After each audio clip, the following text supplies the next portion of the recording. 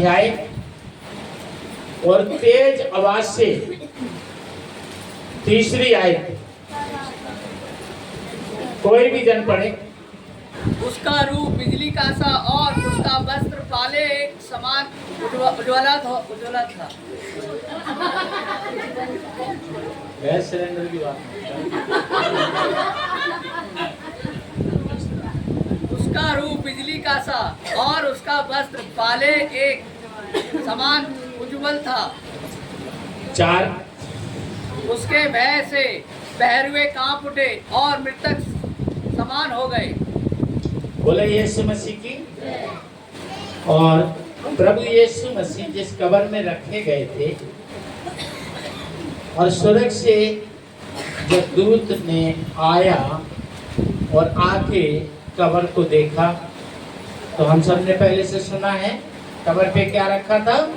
एक बड़ा सा भारी सा पत्थर है ना। कैसा पत्थर? बड़ा सा भारी सा। और क्या लगा हुआ था उसपे? ताला। क्या लगा था? ताला। और क्या थे? पहरुआ, security guard. Security guard. Hallelujah. बड़ा सा भारी सा पत्थर यानी गेट कह सकते हैं और ताला यानी सील लगी हुई थी। पहरुआ यानी दो वहां बॉडीगार्ड खड़े कर रखे थे। और ये सब करा किसके ऊपर? कब्र के ऊपर। कब्र में कौन होता है? मुर्दा। मुर्दा की रखवाली की क्या जरूरत है? मुर्दा लोगों को ले जाता है या लोग मुर्दा को ले जाते हैं? मुर्दा ले जाता है लोगों को या लोग ले जाते हैं मुर्दा को? मुर्दा को लोग ले जाते हैं। तो इतना सब करने की क्या जरूरत थी? अरे भैया जरूरत थी। सजा देने वाला और वहां सब टोटली ये जानते थे कि जो कुछ प्रभु यीशु के बारे में कहा गया है अभी तक वो सब पूरा हुआ है। हालेलुया। और वो जानते थे कि ये भी पूरा होगा और वैसा ही हुआ कि पूरा हो गया। 6 वह यहाँ नहीं है परंतु अपने वचन के अनुसार जीवता है। आओ ये स्थान देखो जहाँ प्रभु पड़ा था। बोला यीशु मसीह की। ये भी पूरा हुआ। प्रभु जी उठा। आमीन। हालेलुया। प्रभु जी उठा। सब लोग जानते थे प्रभु निर्दोष है। सब लोग जानते थे प्रभु को जो कुछ कर रहे हैं गलत है। और सब लोग जानते थे कि प्रभु इसके बाद क्या होगा, जी उठेगा। और ऐसा ही हुआ कि जी उठा। लेकिन जी उठने से पहले वहां एक खास बात 5वीं आयत में देखी। स्वर्गदूत ने स्त्रियों से कहा, मत डरो, मैं जानता हूँ कि तुम यीशु को जो क्रूस पर चढ़ाया गया था ढूंढती हो। और वहां देखेंगे कि कौन गया ऐसे वक्त में। कौन गया? स्त्रियां। वहां भी क्रूस की कहानी में क्या लिखा है? प्रभु हम रो रहे हैं। किसने कहा? स्त्रियों ने कहा प्रभु हम रो रहे हैं। और यहाँ पहले भी कौन गया था? स्त्रियां।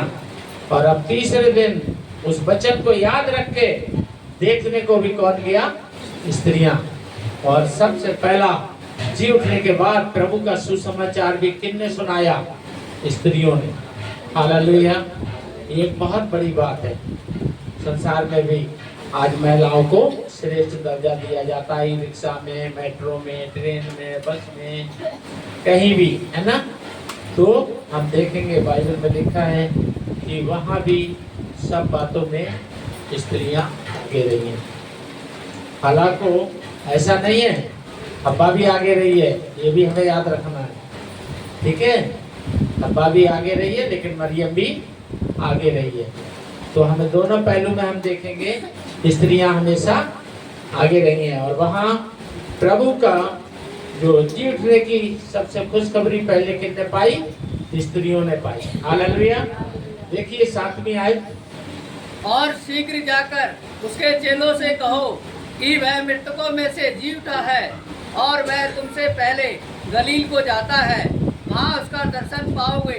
देखो मैंने तुमसे ये कह दिया। तो सबसे पहले किसको पता चला कि यीशु जी उठे? स्त्रियों को पता चला। और जी उठने के बाद सुसमाचार का प्रचार भी करने के लिए सबसे पहला काम किसको मिला? स्त्रियों को। तो सौभाग्य है वो स्त्रियां जो प्रभु के सुसमाचार का प्रचार करती हैं और सुनती हैं और जिनने ग्रहण किया है। हालेलुया। जिन स्त्रियों ने प्रभु यीशु को ग्रहण किया है और प्रभु की कार्य में समर्पित है, प्रभु का सुसमाचार जो दूसरों तक पहुंचाने में अपने जीवन को समर्पित कर रही हैं, वो महिलाएं धन्य है। इसका मतलब है कि हर स्त्री को जिस लोग कहते हैं कि प्रभु मेरा प्रभु है, उसे सुसमाचार जरूर फैलाना चाहिए, दूसरों तक पहुंचाना चाहिए। और उस समय की स्त्रियों ने पहला ही काम कहाँ से शुरू किया? प्रभु के शिष्यों से। जी उठने के बाद चेलों के लिए भी प्रचार करने को महिलाएं चुनी गई। प्रभु की दृष्टि में आप बड़े कीमती हो। हालेलुया। बहुत ही अनमोल हो। एस्तर की पुस्तक, रूत की पुस्तक पढ़ोगे और भी पुस्तकें पढ़ोगे तो उनमें जानने पाओगे प्रभु की दृष्टि में तो बहुत कीमती हो, बहुत ही बहुमूल्य हो, बहुत ही अनमोल हो। इसलिए प्रभु ने दर्शन दिया है और आपका काम है कि सेवा में लग जाओ। आमीन। प्रभु का दर्शन पाके लग जाओ सेवा में। प्रभु ने आपको बहुत ही ऊंचा स्थान दिया है और प्रभु की दृष्टि में आप बहुत ही सम्मान के योग्य हो। प्रभु आपको बहुत प्यार करता है। प्रभु ने आपका स्थान बहुत ऊंचा रखा है। इसलिए प्रभु के सुसमाचार के लिए, फैलाने के लिए आज प्रभु के जी उठने की खुशियां मनाने के दिन अपने आप को समर्पित करो कि हे प्रभु इतना अनुग्रह हम पे आज से कर कि आज से हम तेरा सुसमाचार बहुत लोगों तक पहुंचा सकें। जो प्रभु तू जीवन का जल, जीवन की रोटी हमें दिया है, इसको हम बहुत लोगों तक खिलाने में और पिलाने में कामयाब हो सके। हालेलुया। जिंदगी में हम बहुत कुछ कर रहे हैं, करेंगे भी, लेकिन जिसने प्रभु का सुसमाचार लोगों में बांटा, आत्मा बचाई, इससे बड़ा कोई और काम नहीं होगा। और अगर आपने एक आत्मा भी प्रभु के भंडार में लाए, आपको परमेश्वर से बहुत बड़ा आशीर्वाद मिलेगा, बहुत बड़ी आशीष मिलेगी। आप 12 घंटे क्या करते हो दिन के, 12 घंटे क्या करते हो रात के, उसका कोई लेखा जोखा आपका नहीं होगा, उसका कोई कुछ नहीं होगा। रोज का कमाया, खाया, पिया, पहना, ओढ़ा, बस कहानी खत्म हो जाएगी। यहाँ आपने संसार के लिए जितने घंटे परिश्रम किया है, आपने गाड़ी, मकान, सोना, चांदी, रुपया, पैसा, कपड़ा, दुनिया की शोहरत, दौलत, शौक, मौज, ठीक है ना, पावर, बल, ठीक है, सम्मान, जो इस दुनिया में आपने इकट्ठा कर लिया, आंख बंद होते ही तुम्हारा नहीं रहेगा, आंख बंद ही तुम्हारा नहीं रहेगा। लेकिन अगर एक आत्मा का भी उद्धार कराया आपने, एक आत्मा को भी प्रभु यीशु के पास ले आए, बचा लिया आपने, इसके बदले आपको बहुत आशीष मिलेगी। सबसे पहला आशीष, आप प्रभु की आवाज सुन पाओगे जब वो बादलों पे आएगा। दूसरी, उसकी हथेली पे बैठ पाओगे। तीसरी, उसके घर में स्वर्ग में प्रवेश कर पाओगे। चौथी, वहाँ जीवन के वृक्ष का फल खा पाओगे। और पांचवी, स्वयं उसके हाथ से मुकुट पहन पाओगे। और ये 5 आशीषों के सामने तुम्हारी संसार की सारी आशीषें व्यर्थ हो जाएगी, क्योंकि सब यहीं छोड़ के जाओगे। जो तुम्हें घर से उड़ा के ले भी जाते हैं, वो भी वहां उतार लेते हैं, ठीक है, चाहे बॉक्स में, चाहे फट्टे पे, चाहे लकड़ पे, सब उतार लेते हैं। कहना पड़ता है ऊपर एक तो छोड़ दो, तो वो छोड़ भी देते हैं, तो वो या तो गाड़ने में गल जाती है या आग में जल जाती है। मिलता कुछ नहीं, कुछ नहीं मिलता, वस्त्र भी नहीं, सोना चांदी भी या तो घर के लोग कोट लेते हैं या कोई और भी मौका देख के कोट लेता है, बच्चा बच्चा तो वहां कोट लेते हैं, कुछ नहीं जाता, कुछ नहीं जाता। लेकिन ये 5 आशीर्वाद उनको मिल जाते हैं जो एक आत्मा भी बचाता है। हालेलुया। इसलिए प्रभु का दर्शन पाके लग जाओ प्रभु की सेवा में, आत्मा बचाने की धुन में लग जाओ। जो वचन प्रभु का पाया है इसको औरों तक पहुंचाने की धुन में लग जाओ। अगर एक आत्मा भी प्रभु के भंडार में ले आए तो आपकी अच्छी दहाड़ी बन जाएगी। दुनिया में आपने पूरा जो परिश्रम किया है, रात के 12 घंटे, दिन के 12 घंटे, वो सबसे बढ़ के एक आत्मा बचाने की उत्तम आशीष मिले। आमीन, हालेलुया। 8 वे भय और बड़े आनंद के साथ कब्र से शीघ्र लौटकर उसके चेलों को सुसमाचार देने के लिए दौड़ गई। बोले यीशु मसीह की कैसे खुशियों के साथ, किसी की डांट से, किसी के डर से, किसी के कहने से नहीं, अपने आप खुशियों के साथ दौड़े वो प्रभु के वचन को लेकर। आप सब कुछ करते हो, प्रभु का वचन नहीं बांटते हो तो आप झूठे हो, आप फिर विश्वासी नहीं हो। आप सारे काम करते हो, प्रभु का वचन नहीं बांटते हो तो विश्वासी नहीं। और आप प्रभु का वचन बांटते हो तो आपके द्वारा जरूर कोई ना कोई बचेगा। आमीन। हो ही नहीं सकता कि किसान बीज बोता रहे फिर बिल्कुल एक पेड़ ना उगे, ऐसा हो सकता है क्या? ऐसा नहीं हो सकता। पूरा खेत में किसान बोता है तो ज्यादा नहीं थोड़ा तो उगता है। तो इसलिए अगर बोओगे तो उगेगा जरूर, उगेगा तो काटोगे जरूर। आमीन। तो सबसे उत्तम बात है प्रभु के राज्य के लिए समर्पित होना, आत्मा बचाना। देखिए 9 में, तब यीशु उन्हें मिला और कहा सलाम। उन्होंने पास आकर और उसके पांव पकड़कर उसको दंडवत किया। क्या किया? दंडवत किया। प्रभु के दर्शन हुए, प्रभु से बातें हुई, प्रभु की महिमा की। जान गए कि दुनिया में प्रभु को पाने से बढ़ के और कुछ बड़ा नहीं। प्रभु को पा लिया, बहुत कुछ पा लिया। प्रभु को खो दिया तो सब कुछ खो दिया। हालेलुया। 10वीं आयत।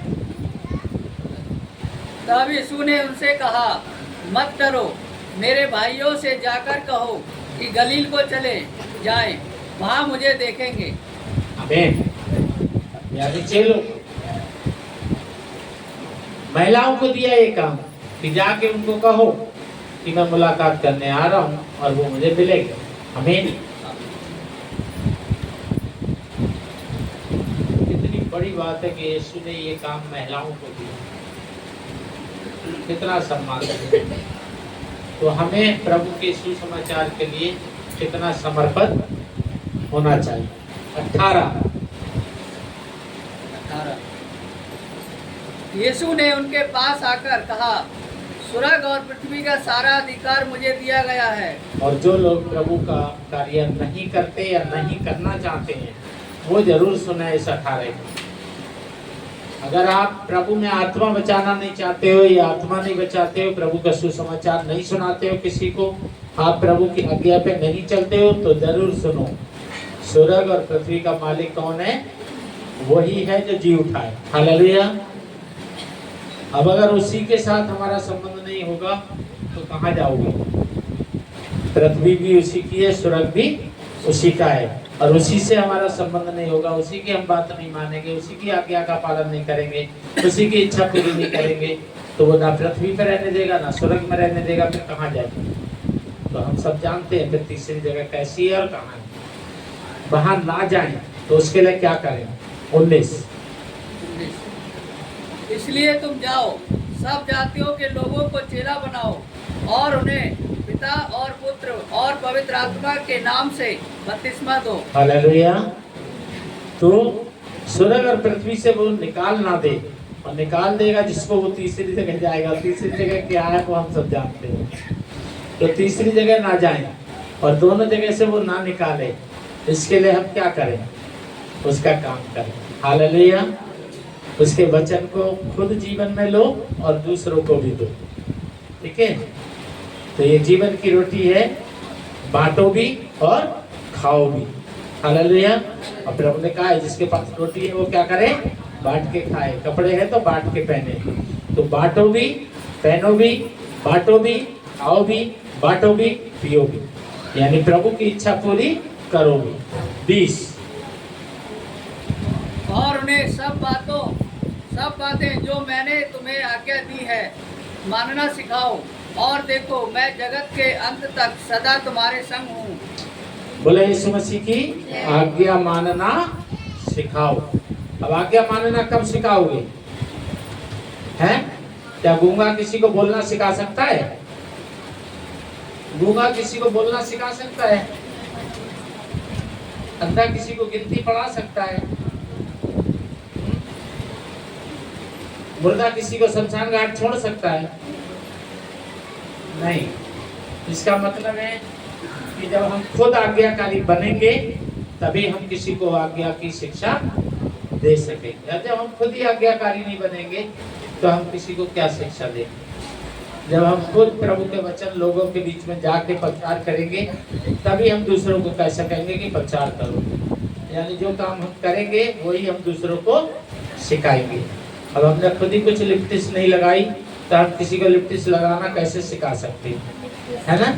पागल में जाते हैं, पागल में मारकूट करके गोरा वही बनाते हैं ना जो पहले खुद बनते हैं, है ना? मैंने देखा है कि पागल में जो होते हैं वो दूसरों को बनाने से ज्यादा खुद ही बन के रहते हैं। ठीक है। यहीं पर ही एक लड़का था, प्रभु में विश्वास में था। आप सोच रहे होंगे कि यहाँ गवाही की क्या जरूरत है।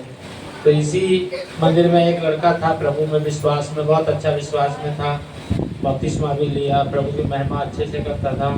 और फिर वो उसको वही नशा चढ़ गया, पागल में जाके वो करने लगा। और बाद में तो वो चलता, उस बोलता, उसका सब कुछ वैसे ही लगने लगा, है ना? और हमेशा उसका पूरा ऐसा लगता है कि वो सारा लोगों के ग्राहकों के ऊपर नहीं पोतता, ग्राहकों को लिटाल लेता होगा, पोत के बैठ जाता। ठीक है। तो जो जानता नहीं वो सिखाएगा क्या, और जो जानता है वो सिखाएगा। हालेलुया। तो वो जानता था, वो खुद भी पोतता था, इसलिए लोगों को भी पोतता था। ठीक है। तो हम प्रभु का वचन को खुद प्रचार करें और दूसरों को भी प्रचार करने का सिखाएं। प्रभु चाहता है हमारे जीवन में गवाही हुई है, हम लोगों को सुनाएं और लोगों को कहें तुम्हारे जीवन में गवाही हो तो तुम भी लोगों को सुनाओ। हमने बाइबल को पढ़ा सुना है, हम लोगों को बताएं और लोगों से कहें कि अब तुमने सुन लिया हमारे द्वारा, तुम भी लोगों को बताओ। हालेलुया। प्रभु जगत का उद्धार करने के लिए आए और वो जगत का उद्धार करना चाहते हैं, और जगत को प्रभु की जरूरत है, और जगत के लिए वचन की जरूरत है, और जगत पश्चाताप करने की जगह पे खड़ा है, और प्रभु जगत के लिए माफ करने के लिए तैयार खड़ा है। लेकिन जगत में वचन कब जाएगा? जब हमारे द्वारा आप तक गया, आपके द्वारा और तक जाए। हालेलुया। तो प्रभु आशीष दे। अगर हम वचन में बने रहेंगे, वचन का प्रचार करते रहेंगे, प्रभु यीशु की इच्छा पूरी करेंगे, प्रभु हमारा उद्धार करेंगे, हम बचेंगे। और बचने के लिए हम ना कोई धर्म छोड़ेंगे, ना कोई धर्म ग्रहण करेंगे। धर्मी प्रभु यीशु के पीछे चलेंगे। जब वो बादलों पे आएंगे, उनकी हथेली पे बैठेंगे और स्वर्ग में प्रवेश करेंगे। और अगर हमारे संग दूसरे लोग जुड़ेंगे तो जहाँ हम जाएंगे वहाँ वो भी प्रवेश करेंगे। यही हम सीखें, यही हम दूसरों को सिखाएं, और इसके साथ ही प्रभु की महिमा करते हुए उसके आगमन का इंतजार करें। प्रभु की महिमा हो, प्रभु की इच्छा हुई तो फिर मिलेंगे। जय मसीह।